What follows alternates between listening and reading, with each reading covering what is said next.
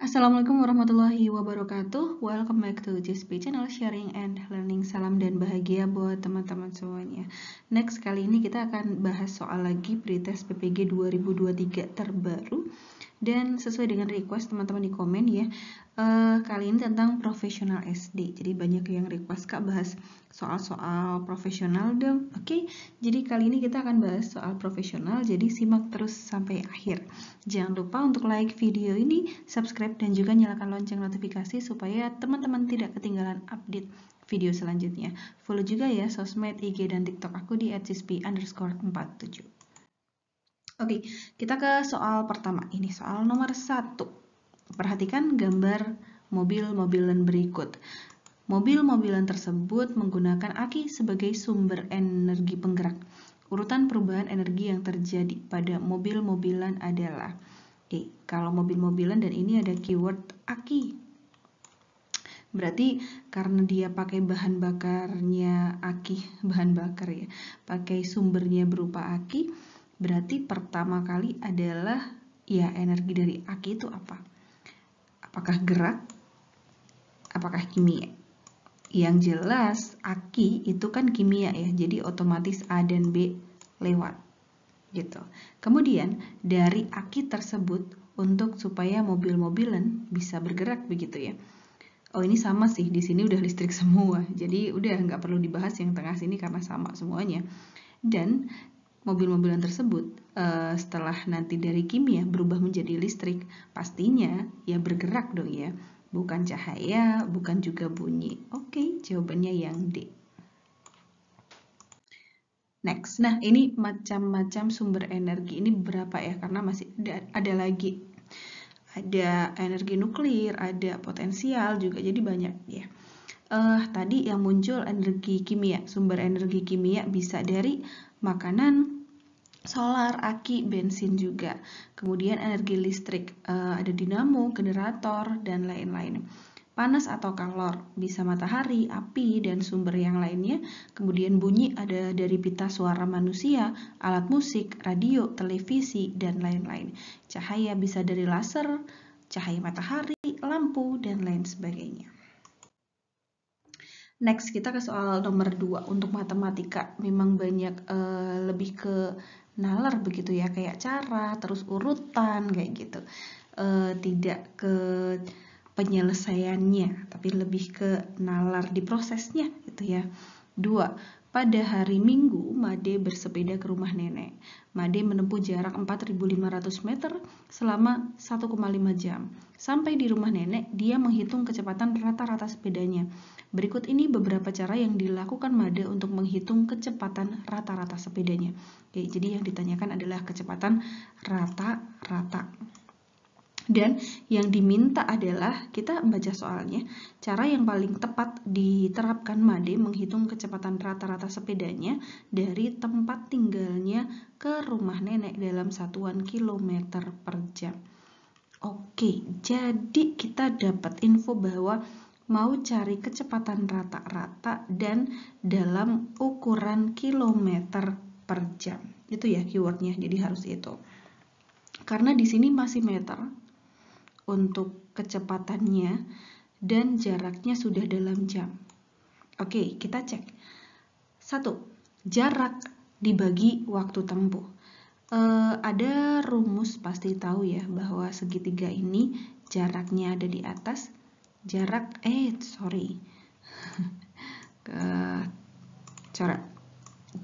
kemudian kecepatan dan waktu. Jadi untuk mencari kecepatan, caranya adalah jarak dibagi waktu. Betul ya, jarak dibagi waktu. Kita cek jaraknya di sini dalam meter, kemudian waktunya dalam jam. Sementara yang diminta adalah kilometer per jam. Kalau jarak langsung dibagi waktu tempuh, alhasil ketemunya adalah meter per jam, bukan kilometer per jam. Berarti opsi atau nomor 1 ini salah. Ya, yang ada angka satunya kita bisa eliminasi. Jadi sebenarnya ini cara yang paling tepat. Sebenarnya sebelum kita mencari cara yang paling tepat, kita cek dulu ternyata ada opsi yang salah. Jadi mungkin cara yang benar juga masuk di situ gitu ya. Sebelum kita mikir kadang, waduh yang paling cepat yang mana? Kadang kan kita mikir yang paling cepat, oh jarak dibagi waktu, udah ketemu ini kan paling cepat. Nah, padahal kita harus teliti. Disitulah yang paling penting, ketelitiannya. Gitu. 2. Jarak dibagi waktu tempuh, hasilnya dibagi 10. Jadi jaraknya ini 4.500 dibagi 1,5 jam, bener ya, caranya udah bener, kemudian dibagi 1000. Jadi karena ini meter, kemudian mau dijadikan kilometer, maka dibagi 1000. Untuk caranya udah betul. 3.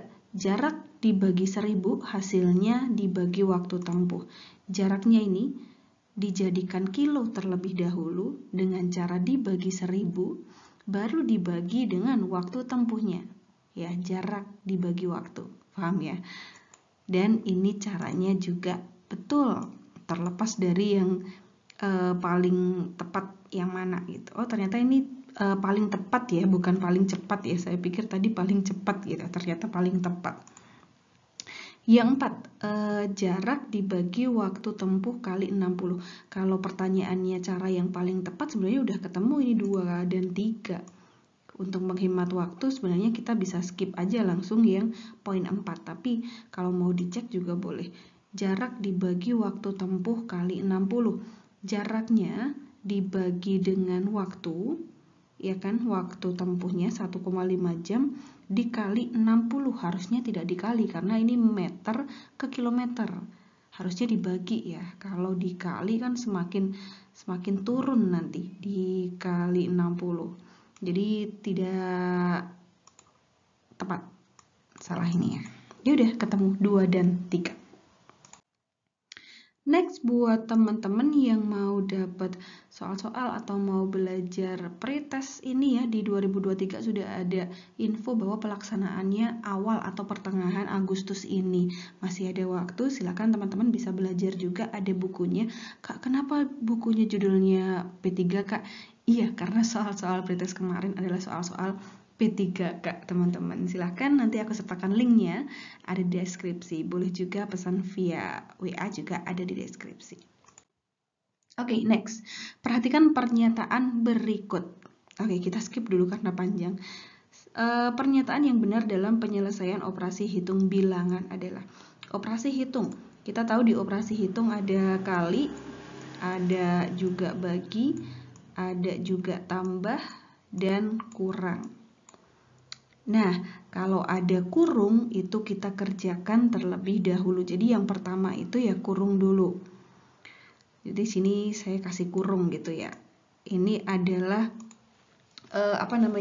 yang prioritas dari sebelah kiri itu kurung dulu. Kalau ada kurung, kemudian kali sama bagi itu sama. Nanti kalau ada kali dan bagi ya letaknya yang sebelah kiri duluan biasanya. Kemudian baru plus dan kurang gitu, tambah dan juga kurang, kok plus ya. Tambah baru kurang, ini juga sama gitu. Yang mana dulu? Biasanya yang sebelah kiri. Oke, nomor 1. Jika pada operasi campuran terdapat operasi hitung dalam kurung, maka yang di dalam kurung terlebih dahulu diselesaikan. Betul ya? Kurungnya diselesaikan terlebih dahulu. Tepat. Oke. 2. Jika terdapat operasi perkalian dan pembagian dengan penjumlahan dan atau pengurangan, selesaikan dulu operasi perkalian atau pembagian baru penjumlahan atau pengurangan. Perkalian atau pembagian dulu baru penjumlahan dan pengurangan. Tepat sekali. Next, 3. Jika terdapat operasi perkalian dan pembagian dengan penjumlahan dan atau pengurangan, selesaikan dahulu pengurangan atau penjumlahan. Nah, ini pengurangan atau penjumlahan dulu. Udah jelas salah, harusnya kan perkalian dan pembagiannya dulu. Jadi 3 ini kita eliminasi. Yang ada angka 3-nya buang. Oke, kita ketemu B dan D. B itu 1, 2, 4, D itu 2, 4. Artinya 4 itu udah pasti benar. Kita nggak usah mikir deh 4. Sekarang langsung ke opsi 5 aja. Karena ini 4 udah pasti benar, ya udah berarti jawabannya B ya. gitu. Kalau 4 udah bener ya pasti 5 yang salah gitu. Kalau 5-nya bener ya berarti ada 2 opsi yang bener dong ya. Coba kita ke 5. Jika terdapat operasi perkalian dan pembagian dengan penjumlahan dan atau pengurangan, selesaikan dahulu berturut dari yang paling kiri. Berturut dari yang paling kiri, belum tentu. Kalau yang kiri ada tambah dulu, baru kali dulu, ini kan tidak berturut dari kiri, harusnya tetap perkalian ataupun pembagian walaupun posisi dia ada di kanan gitu ya. Jelas 5 juga salah, jadi jawabannya adalah yang B. Oke, ini juga konsep matematika, lebih ke konsep. Sama, ini konsep lagi. Seorang guru memberikan soal kepada peserta didik sebagai berikut. Dalam gudang terdapat 525 kodi selimut. Selimut tersebut akan disalurkan ke 25 daerah terdampak gempa. Berapakah yang mendapatkan selimut di setiap daerah? Model operasi hitung yang tepat untuk menyelesaikan soal tersebut adalah harus tahu dulu kodi itu berapa. Kali ini kan 525 kodi, kemudian disalurkannya ke 25 daerah. 525 kodi nempel dengan kodi, artinya kalau nempel begini kan pasti perkalian ya. Gitu. Kodi itu 20, berarti kita udah dapet 525 kali 20. Nah, di awal udah seperti ini. Apakah ada? Yes, jawabannya cuma C. Ya udah, ketemu yang C. Kemudian ini disalurkan ke 25 daerah. Berarti kan yang ditanya masing-masing daerah dapatnya berapa. Kalau masing-masing disalurkan, kemudian nantinya yang didapatkan di setiap. Nah, masing-masing atau ada kata setiap, berarti ini disalurkannya adalah dengan pembagian. Dibagi 25. Gitu. Gampang ya. Next, soal nomor 5. Berikut ini beberapa peristiwa dalam mempertahankan proklamasi kemerdekaan Republik Indonesia. 1. Pertempuran 5 hari di Semarang. 2. Rapat raksasa Ikada. 3. Bandung Lautan Api. 4. Insiden bendera di Surabaya. Kronologi peristiwa yang terjadi pada tahun 1945 secara berurutan dalam upaya mempertahankan kemerdekaan Indonesia adalah ini tentang urutan ya, urutan peristiwa dalam mempertahankan proklamasi kemerdekaan. Sama, memang sesuai dengan soal-soal P3K kemarin. Kalau teman-teman yang P3K pasti masih ingat dengan soal-soal seperti ini. Jadi kalau mau tahu urutannya ya paling tidak itu ya tahu kurang lebih ya bulannya gitu ya, tanggalnya juga. Oke, kita cek. Nah, untuk pertempuran 5 hari di Semarang itu di Oktober 1945, Rapat Raksasa Ikada September 1945, artinya lebih dulu yang Rapat Raksasa Ikada ya, baru yang pertempuran 5 hari di Semarang. Bandung Lautan Api 23 Maret 1946, kemudian insiden bendera di Surabaya, berarti perobekan bendera itu 19 September 1945. Oke, kita cek. Yang A1, 2, 3 ini urutan, berarti urutan kan yang ditanyakan. Oke, urutannya ya. 1 habis 1 ini Oktober, kemudian September. Oktober ke September, harusnya September dulu. Enggak. Yang B. 2 September, kemudian ke 1. Oke. Kemudian balik lagi ke September. No, September, Oktober, September lagi ya. Yang C. 3 Bandung Lautan Api. Maret 46, kemudian ke September, enggak ya. Next, D. Insiden bendera di Surabaya, September 45, kemudian Oktober 45, dan 3 Maret 46. Nah, ini baru nih urutannya ketemu. Jadi, yang pertama sesuai dengan opsi aja ya. Insiden bendera di Surabaya, kemudian pertempuran 5 hari di Semarang, dan terakhir Bandung Lautan Api. Sementara yang E itu September 45, kemudian Maret 46, balik lagi ke September 45. Jadi tidak runtut, tidak urut. Jawabannya adalah yang D. Perhatikan pernyataan berikut ini. 1, 2, 3, 4. Pernyataan yang benar adalah 1. Bunyi dihasilkan oleh benda yang bergetar. Tepat sekali. Betul ya?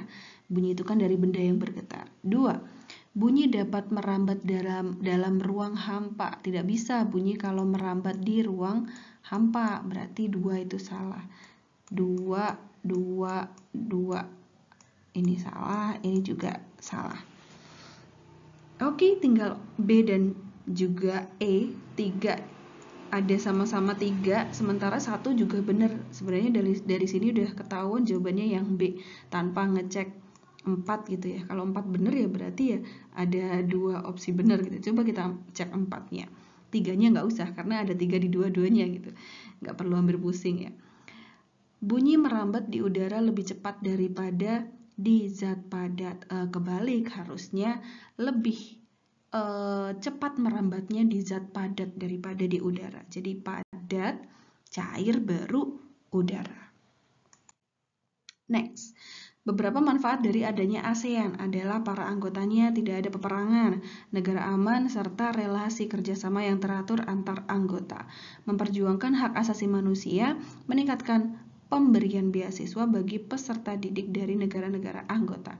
Nah, manfaat ASEAN yang mencerminkan bidang politik dan juga keamanan adalah di profesional teman-teman pelajari ASEAN ya, dari peran Indonesia, kemudian apalagi ada simbol-simbolnya segala macam, dan di sini adalah manfaat di bidang politik dan keamanan. Jadi manfaat kan banyak, ada bidang ekonomi, bidang pendidikan dan lain-lain. Kita cari yang politik dan keamanan ya. A. Menjalin kerjasama di bidang pembangunan dan percepatan kemajuan ekonomi. Ini udah jelas nih ekonomi gitu. B. Sebagai wadah untuk memperjuangkan kepentingan nasional di forum internasional, bukan untuk kepentingan nasional. Nah, ini di garis bawah ini udah jelas bukan ya. C. Menciptakan stabilitas, perdamaian, dan keteraturan di kawasan Asia Tenggara. Yes, ini adalah manfaat dari ASEAN di bidang politik dan keamanan. Yang D. Sebagai anggota yang memperjuangkan HAM, bukan politik dan keamanan ya. E. Mendayagunakan aparatur negara dengan baik di kawasan Asia Tenggara. Itu juga bukan. Ini adalah contoh kerjasama dalam bidang politik antar Indonesia dan negara ASEAN lainnya. Politik. 1. Pengiriman duta dan konsul. 2. Perjanjian kawasan bebas nuklir. 3. ASEAN Defense Minister Meeting atau ADMM. 4. Perjanjian kawasan damai, bebas, dan netral. 5. Perjanjian ekstradisi ASEAN. Next, cermati beberapa kalimat berikut. Penulisan yang tepat terdapat pada kalimat nomor. Berarti penulisan yang tepat pastinya sesuai dengan ejaan yang disempurnakan ya, sesuai dengan ejaan yang terbaru gitu. Oke, yang pertama ayahnya seorang atlet. Nah, di sini atlet itu harusnya atlet atau atlet. Nah, 2. Aini bercita-cita mendirikan apotek. Apotek atau apotik. Teknik penulisannya sudah benar. Teknik atau teknik. Jangan lupa membeli cindera mata. Cindera atau cendera. Aduh, kecoret. Cendera ya. Cendera mata. 5. Sekarang semua sudah diatur sistem. Sistem atau sistem. Oke, kita pelajari tentang penulisan yang benar. Jadi atlet itu seharusnya atlet, sementara apotek udah benar, teknik sudah benar, sistem sudah benar, dan cindera itu harusnya cendera. Jadi 4 dan 1 itu salah ya. Yang benar adalah 2, 3, dan 5. Yap.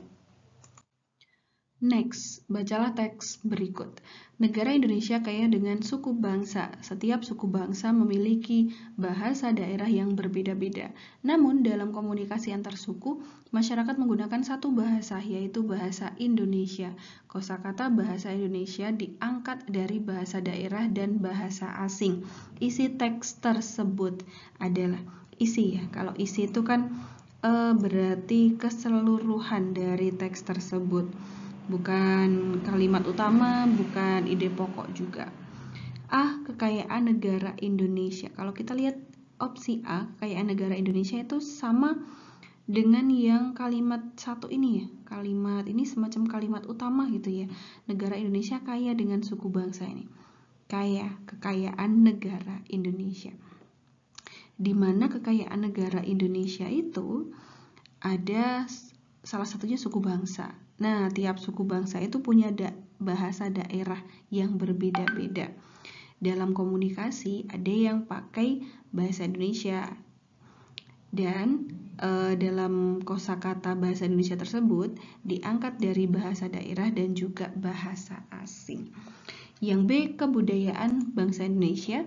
C, perbedaan bahasa daerah. Ini tidak bahas tentang perbedaan bahasa daerah ya. D, kekayaan kosakata. Tidak juga membahas tentang kekayaan kosakata, cuman menyebutkan kalau kosakata bahasa Indonesia itu dari bahasa daerah dan juga bahasa asing gitu. E, alat komunikasi antar suku. Iya sih, alat dibahas juga di sini, cuman bukan keseluruhan dari isi. Nah, karena lebih kepada negara Indonesia yang kaya dengan suku, dengan bahasa, dan dalam bahasa itu di situ ada ini ya, ada daerah, bahasa asing. Jadi itu mencirikan atau menceritakan tentang kebudayaan dari bangsa Indonesia. Jawabannya adalah yang B. Next, ini soal paling gampang kayaknya. Padi dan kapas pada lambang negara merupakan simbol Pancasila dari sila ketuhanan yang Maha Esa, kemanusiaan yang adil dan beradab, persatuan Indonesia, kerakyatan yang dipimpin oleh hikmat, kebijaksanaan dalam permusyawaratan perwakilan, keadilan sosial bagi seluruh rakyat Indonesia. Fix ya, sila padi dan kapas itu kan sila kelima. Sila kelima itu keadilan sosial bagi seluruh rakyat Indonesia. Yap, ini sila 1 itu bintang, sila kedua itu rantai, sila ketiga pohon beringin, sila keempat kepala banteng, sila kelima adalah padi dan kapas. Selain dari soal ini, teman-teman juga pelajari makna dari masing-masing simbol. Misalkan ini ada simbol berbentuknya ya rantai, ada kotak, ada lingkaran, kemudian mungkin makna padi dan kapas dan lain sebagainya, filosofinya gitu. Oke, terima kasih teman-teman yang sudah menyaksikan video ini. Sampai jumpa di video-video selanjutnya. Semoga teman-teman nanti bisa langsung kepanggil buat pretest dan dinyatakan lolos, kemudian dipanggil untuk PPG gitu. Oke, sampai di sini dulu. Saya akhiri. Salam CISP Channel, sharing and learning. Wassalamualaikum warahmatullahi wabarakatuh.